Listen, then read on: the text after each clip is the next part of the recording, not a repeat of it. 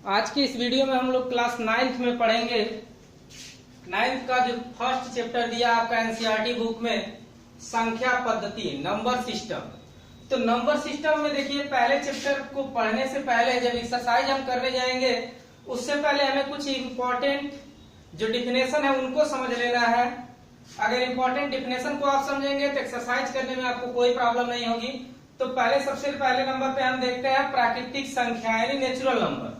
प्राकृतिक संख्याएं होती क्या है, किन्हें हम प्राकृतिक संख्याएं कहते हैं? तो जितने भी काउंटिंग नंबर होते हैं यानी जिनको हम गिनते हैं, जैसे 1, 2, 3 डैश डैश डैश, ये अनंत तक जितनी संख्याओं को आप गिन सकते हैं उन सभी संख्याओं को हम प्राकृतिक संख्याएं कहते हैं। बात समझ में आ गई? जिन संख्याओं को हम गिनते हैं, गिनने में प्रयोग करते हैं, वो भी धनात्मक संख्याओं को। ध्यान देंगे, कभी कभी -2 लिखा रहता है तो -2 को हम प्राकृतिक संख्या के रूप में नहीं लेंगे। जितनी भी धनात्मक संख्याएं हैं और जो 1 से शुरू होकर के जिनको हम काउंट करते हैं वह संख्याएं प्राकृतिक संख्याएं कहलाती है। पूर्ण संख्या क्या होती है? जितनी भी प्राकृतिक संख्याएं होती हैं उन सबको और उसके साथ 0 को ले लिया जाए, यानी 0 से लेकर के 1, 2, 3, 4 डैश डैश डैश, इसको भी जहां तक आप गिन सकते हैं वो सभी क्या होती हैं? पूर्ण संख्याएं होती हैं। समझ में आ गया? यानी 0 और जितनी भी प्राकृतिक संख्याएं आप लिए हैं, 1, 2, 3, 4, 5, जहां तक आप काउंटिंग कर सकते हैं, गिन सकते हैं, उन सबको एक साथ लेकर के हम क्या बोलते हैं? पूर्ण संख्या कहते हैं। और इसे कभी भी आप नोट करेंगे तो W से नोट करेंगे। होल नंबर को हम W से नोट करते हैं, प्राकृतिक संख्या को। और नेचुरल नंबर को हम किससे नोट करते हैं? N से नोट करते हैं।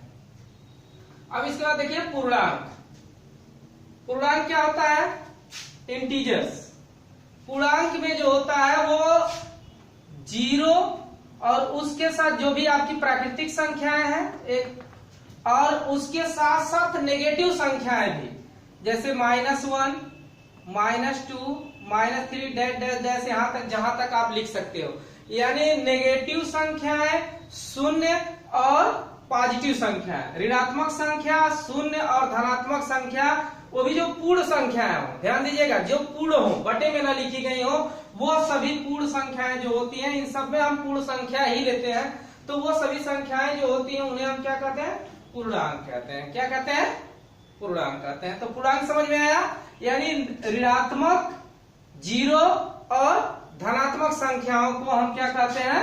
पूर्णांक कहते हैं, इंटीजर्स बोलते हैं। इसको हम Z से नोट करते हैं। किससे नोट करते हैं? Z से। कभी भी आप देखेंगे तो इसे Z अल्फाबेट से नोट करते हैं। Z अल्फाबेट से नोट क्यों करते हैं इसके लिए भी आपको मैं बता दूं,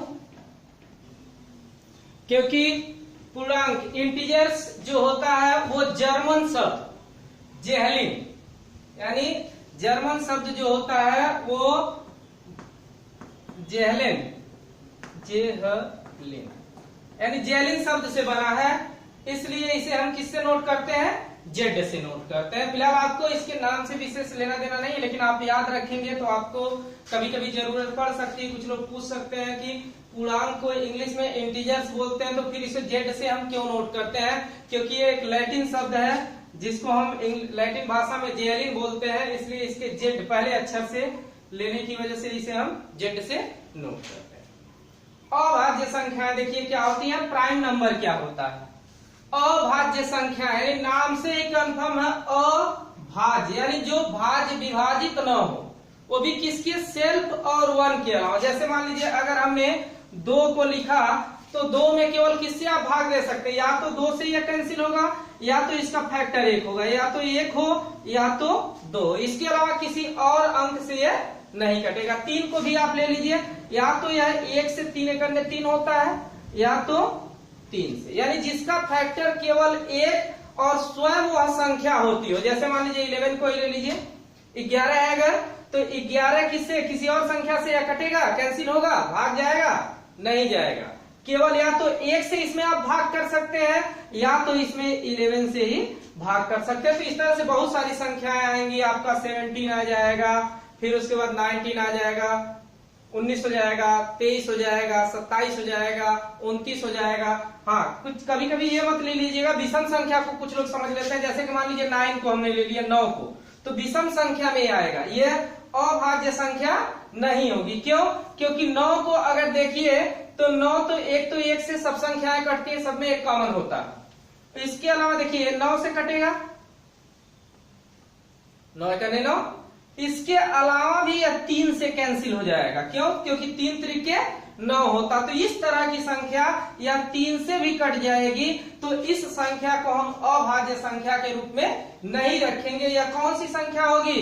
यह विषम संख्या इसको कह सकते हो, लेकिन अभाज्य नहीं कह सकते हो। अभाज्य संख्या स्वयं के अलावा, एक के अलावा किसी और संख्या से नहीं कटेगी।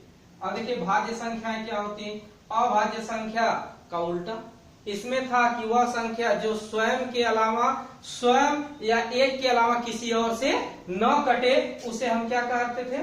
अभाज्य संख्या। भाज्य संख्या क्या होगी? जो स्वयं और एक के अलावा भी किसी और संख्या से कट गया। जैसे कि मान लीजिए अगर आपने 9 को, जैसे अभी 9 आपको एग्जांपल के रूप में हमने समझाया, 9 को ही ले लिया, तो 9 क्या होगा? 1 से भी कटेगा, 9 एक अन्य 9 भी होगा, और 3 त्रिके 9 भी होगा, यानी 3 से भी कट जाएगा ये, 3 त्रिके 9, 9 एक अन्य 9, और 1 से 9 तो 1 तो सब में कॉमन होता ही है। तो 3 एक्स्ट्रा, इन दोनों के अलावा 9 और 1 के अलावा भी यह किससे कैंसिल हो गया? 3 से इसकी डिवाइड हो गया, 3 से इसमें भाग चला जाएगा, इसलिए यह संख्या जो होगी वो भाज्य संख्या नहीं कहलाए, सॉरी, इसलिए यह संख्या भाज्य संख्या कहलाएगी। कुछ और अंक एग्जाम्पल ले लेते हैं, जैसे मान लीजिए 15 ले लिया हमने, तो 15 क्या होगा? 15 1 से भी कटेगा, 15 एक अन्य 15 भी होगा, और 15 को भाग देंगे तो 5 से ही कटेगा, 5 तिहाई 15 हो जाएगा, 3 से भी भाग देंगे तो 3 पचे 15 हो जाएगा। तो स्वयं और एक के अलावा यह संख्या 5 से भी कट जा रही है और 3 से भी कट जा रही है, तो यह संख्या क्या हो गई? भाज्य संख्या हो गई। सीधे सीधे आपको याद रखना है कि जो संख्या स्वयं के अलावा किसी और से ना कटे, एक तो कॉमन उसमें होता ही है, वह संख्या अभाज्य कहलाती है, और जिसमें आप स्वयं के अलावा भी किसी और संख्या से वो कट जाता हो, एक को छोड़ करके, तो वह संख्या है भाज्य संख्याएं कहलाती है। तो यह बात आप ध्यान रखेंगे। इसके बाद देखिए, अब देखिए परिमेय संख्या। परिमेय संख्या क्या होती है? यहां से आपका काफी इंपॉर्टेंट हो जाता है, ये भी चीजें आपको जानकारी आपके लिए जरूरी है, लेकिन आपके चैप्टर में जो मिलेगा, यहीं से आगे जो पढ़ेंगे हम, वो ज्यादा मिलेगा आपको। तो देखिए परिमेय संख्याएं क्या होती है। परिमेय संख्या है वह संख्या जिसको हम p/q के फॉर्म में लिख सकते हैं। किसमें? p/q के फॉर्म। अब आप कहेंगे कि ये p और q क्या है, तो p और q नहीं, केवल आप a/b भी लिख सकते हैं, यानी सीधे सीधे शब्दों में जिस संख्या को बटे के रूप में, फ्रैक्शनल फॉर्म के रूप में लिखी जा सके, वह संख्या क्या कहलाती है? परिमेय संख्याएं कहलाती हैं। जैसे 2 के बटे, यह संख्या क्या हो गई? परिमेय संख्या हो गई। अच्छा, अब मान लीजिए अगर 5 ही लिख दिया गया, कुछ लोग कहेंगे भाई बटे में तो इसके नहीं लिखा सर, तो ये परिमेय संख्या होगी या नहीं होगी? तो कोई संख्या अगर मान लीजिए 5 या लिखी गई है, तो किसी भी संख्या के बटे, जैसे अभी पहले हमने बताया आपको अभाज्य संख्या में कि 1 जो होता है वो सभी संख्याओं में कॉमन होता है, वैसे ही 1 से अगर किसी संख्या में आप भाग देते हैं तो उसकी वैल्यू वही रह जाती है। अगर 5 है तो 5/1 लिख सकते हैं। लेकिन इसमें कंडीशन क्या है?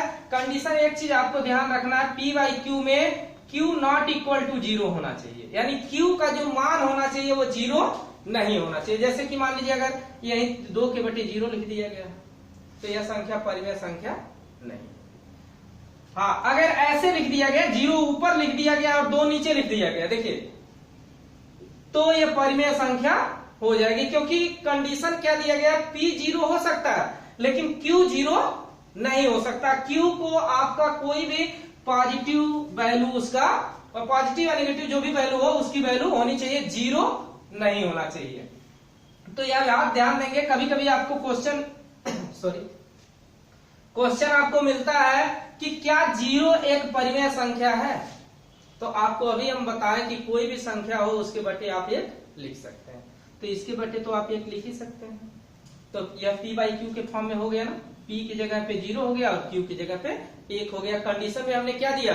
q नॉट इक्वल टू 0, यानी q 0 के बराबर नहीं होना चाहिए। तो परिमेय संख्या समझ में आया। जिस भी संख्या को हम बटे में लिख सके, जितनी भी संख्याएं बटे के रूप में हो वो सभी संख्याएं क्या होती हैं? परिमेय संख्या। अपरिमेय संख्या क्या होती है? अपरिमेय संख्या ठीक इसी का उल्टा, जिसको परिमेय संख्याओं के रूप में न लिखा, बटे के रूप में न लिखा जा सके। तो इस तरह की संख्याएं देखिए, जानने के लिए आपको ज्यादा कुछ नहीं समझना है। जो भी संख्या रूट में दी गई हो, जैसे रूट में 2 हो, रूट में 3 हो, लेकिन एक चीज ध्यान दीजिएगा आप कि रूट में अगर 4 हो जाए, रूट में क्या हो जाए? 4 हो जाए, तो रूट में 4 की वैल्यू क्या होती है? इसका वर्गमूल 2 होता है। तो ऐसी संख्या जिसका वर्गमूल जो हो वह क्या हो? पूर्णांक संख्या, मतलब पूर्णांक संख्या के रूप में ना हो, वह संख्या क्या कहलाती है? उस संख्या को आप निकाल देंगे। रूट वाले में ध्यान दीजिएगा, नहीं तो कहीं अगर रूट में 4 लिखा हो तो आप इसको अपरिमेय संख्या मत कह दीजिएगा, क्योंकि यह परिमेय संख्या होता है। अगर रूट में 7 लिखा है तो यह भी क्या है? अपरिमेय संख्या है, क्योंकि इसका जो वर्गमूल निकल करके आएगा वह पूर्ण संख्या नहीं होगी। आप पाई लिख लीजिए, तो पाई भी क्या है? यह भी क्या है? एक अपरिमेय संख्या है। कभी कभी कंफ्यूजन आपके मन में हो सकता है, सर इसमें तो इसको तो हम 22/7 लिखते हैं, लेकिन यह 22/7 आप भी जानते हैं कि इसका पूर्ण मान नहीं होता है। ऐसा नहीं होता कि यह इसका पूर्ण वैल्यू होता है। तो इसलिए इस संख्या को हम क्या कर देंगे? इस संख्या को हम अपरिमेय संख्या कहेंगे। तो अपरिमेय संख्या समझ में आ गई। परिमेय संख्या लास्ट में देख लीजिए, संख्याओं में क्या है? वास्तविक संख्या है, वास्तविक संख्या, वास्तविक संख्या यानी रियल नंबर। तो जितनी संख्या अभी आप पढ़े वो सारी संख्याएं क्या होती हैं? सभी संख्याओं को हम क्या कहते हैं? वास्तविक संख्याएं कहते हैं। रियल नंबर को आर से नोट करते हैं। और जितनी भी संख्याएं होती हैं वो सभी संख्याएं क्या होती हैं? वास्तविक संख्याएं कहलाती हैं। चाहे वो बटे में लिखी गई हो, चाहे वो माइनस में लिखी गई हो, चाहे प्लस में लिखी गई हो, या दशमलव में लिखी गई हो, सभी संख्याएं कौन सी संख्याएं कहलाती हैं? वास्तविक संख्याएं कहलाती हैं। इसके बाद हम लोग पढ़ेंगे वास्तविक संख्याओं का दशमलव प्रसार, यानी जो वास्तविक संख्याएं आपने पढ़ा उसका दशमलव प्रसार किस प्रकार से होता है। तो देखिए, वास्तविक संख्याओं का जो दशमलव प्रसार होता है वो 3 तरह का होता है। पहला शांत, दूसरा अनुवासनी आवर्ती यानी अशांत आवर्ती, दूसरा अनुवसानी अनावर्ती यानी अशांत अनावर्ती। तो सबसे पहले हम देखते हैं कि इसका जो वैल्यू होता है शांत, वास्तविक संख्याओं का दशमलव प्रसार में जो शांत प्रसार होता है वो क्या होता है? यानी ऐसी संख्याएं जिसमें आप जब भाग देते हैं तो उसका जो वैल्यू आए, यानी उसका जो शेषफल आए वो 0 हो जाए। यानी कोई भी संख्या जब आप भाग कर रहे हो और शेषफल 0 हो जाता हो तो उस तरह का मान जो कहलाता है वो शांत, उस तरह का जो दशमलव प्रसार कहलाता है वो शांत दशमलव प्रसार कहलाता है। अब देख लीजिए, जैसे कि अगर हमने कोई, जैसे मान लीजिए 4 के बटे अगर हमने 5 लिया 4/5, इसका मतलब क्या हुआ कि आप 4 में भाग कर रहे हैं किससे? 5 से। तो 4 में 5 से भाग जाएगा नहीं, तो आप दशमलव लगाएंगे। जैसे ही दशमलव लगाएंगे यहाँ 0 बढ़ जाएगा, ये तो आप जानते होंगे इतना। अब 5 का अगर 8 बार पहाड़ा पढ़ते हैं या 5 का 8 बार टेबल पढ़ते हैं तो 8 पची क्या हो जाता है? 40। पूरा पूरा कट गया, यानी इसमें से पूरा पूरा जो शेषफल मिला वो क्या मिल गया आपको? 0 मिल गया। तो जब शेषफल आपको 0 मिल जाएगा तो वह शांत दशमलव प्रसार कहलाएगा। और भी एग्जाम्पल आप देख सकते हैं, बहुत सारे एग्जाम्पल्स हैं। जैसे कि मान लीजिए आप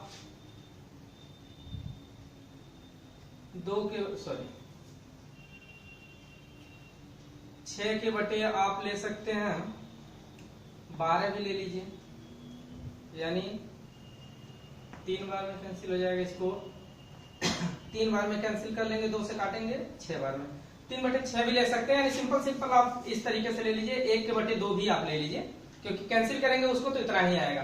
तो 1 के बटे 2 है, यानी 1 में आप अगर 2 से भाग देते हैं, 1 में अगर आप 2 से भाग देते हैं तो दशमलव लगाएंगे, 0 बढ़ेगा, 2 पचे 10, ये पूरा पूरा कैंसिल हो गया, यानी शेषफल जो मिल गया 0। तो जिस कंडीशन में पूरा जो शेषफल मिलता हो वो शून्य मिल जाता हो तो वह क्या कहलाता है, शांत दशमलव प्रसार। इसके लिए आप लिख लेंगे शेषफल जो आएगा वो बराबर 0।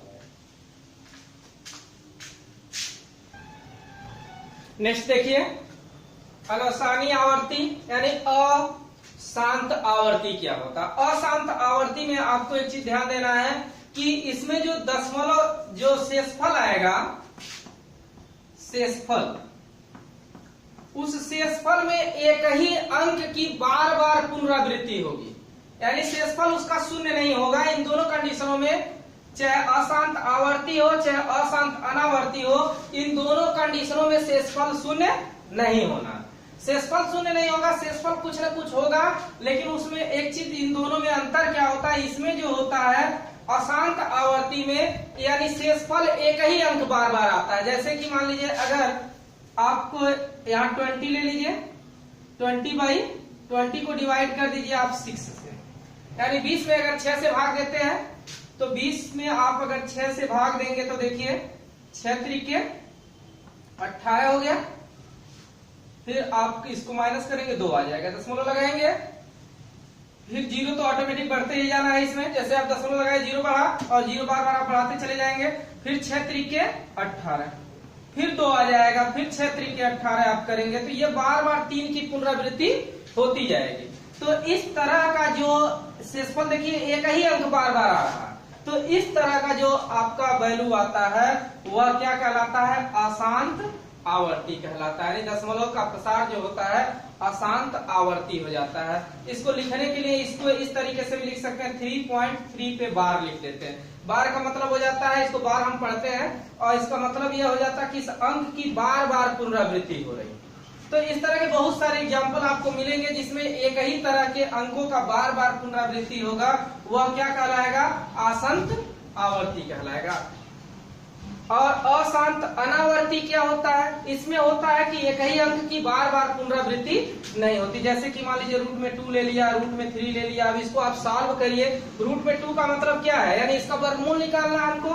अगर 2 का वर्गमूल निकालना हो तो भाग विधि से आप वर्गमूल निकालना जानते होंगे। देखिए 1 करेंगे, 1 बार जाएगा, यहाँ 1 लिख देंगे आप, इसमें से घटाएंगे तो क्या हो जाएगा, 1 मिलेगा हमारा, फिर इन दोनों को हम जोड़ लेंगे, यहाँ पे क्या हो जाएगा, 2 हो जाएगा।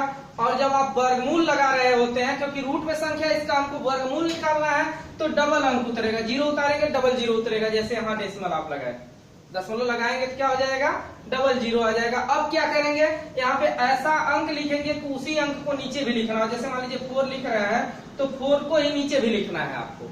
अब 4 चौका 16, 4 दूना 8 और 9, ये क्या हो गया, 96 हो गया। अब यहाँ पे कितनी बार हमने भाग इसमें किया है वर्गमूल का, 4 बार, तो यहाँ 4 लिख दिया हमने, दशमलव के बाद 4 आया। अब इसमें देखिए इसको घटा लीजिए, जैसे इसको घटाएंगे 100 में से अगर 96 को घटाएंगे तो ये कितना हो जाएगा आपका, 4 हो जाएगा। 4 आ गया, इन दोनों को जोड़ लीजिए, यहाँ 8 हो गया, और यहाँ पे इसको 8 और ये 2 28 हो गया। और इसमें आपको मैं बताया था पहले ही कि जब इस तरह के क्वेश्चन को आप लगाएंगे तो इसमें 0 जो होगा वो क्या होगा, डबल आएगा, तो 2 0 फिर आ गया। अब क्या करेंगे, इसको 2 बार अगर करते हैं तो ये 500 से ज्यादा हो जाएगा, तो इसलिए इसको हम कितनी बार करेंगे, 1 बार ही करेंगे। तो 1 बार करेंगे 281 ही होगा, तो इस तरह से 1। अभी आगे भी ये लगता चला जाएगा, तो देखिए दशमलव की पुनरावृत्ति इसमें नहीं होने वाली है। 1 4 1.141 ऐसे आता जाता है आगे की ओर, 1 4 और भी वैल्यू आएगी इसमें, तो इसको आप लगा लेंगे तो इसमें देखेंगे कि एक ही अंक की पुनरावृत्ति हो रही है, एक ही तरह के अंकों की, इसमें एक ही तरह के अंकों की पुनरावृत्ति नहीं होगी। रूट में 3 को भी लगा सकते हैं, तो ये हो जाएगा अशांत अनावर्ती।